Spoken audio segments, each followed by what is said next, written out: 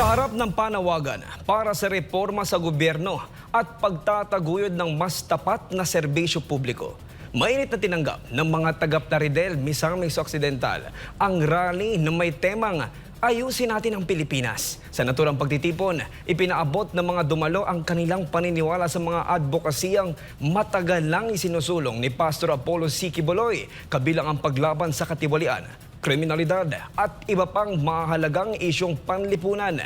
Si Alnea Alvarez magbabalita.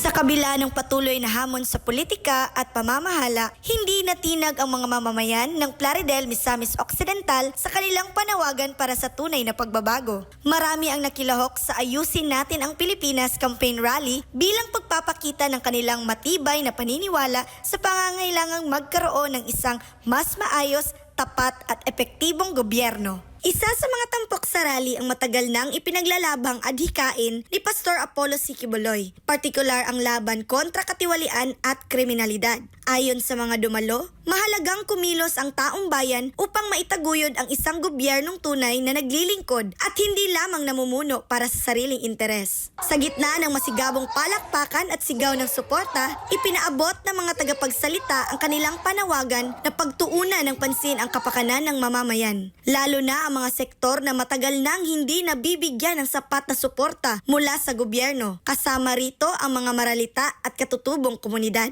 Dumalo sa rally ang ilang kandidato at kinatawan ng iba't ibang grupo, kabilang ang maisog at PDP representatives na kapwa binigyang diin ang pangangailangan ng mas matatag na polisiya laban sa katiwalian at pagpapabuti ng serbisyo publiko. Ayon kay Engineer Jaguti, kandidato sa pagkaalkalde ng Plaridel, napakahalaga ng matalinong pagboto ngayong halalan. Binanggit din ng mga tagapagsalita ang pangangailangang paigtingin ang kampanya kontra iligal na droga at kriminalidad sa Misamis Occidental na patuloy umanong nagpapahirap sa maraming pamilya. Dahil dito, nanawagan ang mga dumalo sa publiko na magkaisa sa layunin ng pagbabago sa pamamagitan ng responsableng pagboto at pagsuporta sa mga lider na may tunay na malasakit at malinaw na plano para sa bayan. Habang papalapit ang halalan, patuloy na umiigting ang panawagan para sa isang tapat, epektibo at makataong pamamahala. Mga adhikain na matagal nang ipinaglalaban ni Pastor Apollo C. Quiboloy at ng kanyang mga taga-suporta sa buong bansa. Mula dito sa Plaridel, Misamis Occidental, ito si Alnea Alvarez, ang inyong citizen correspondent para sa Diyos at sa Pilipinas nating mahal.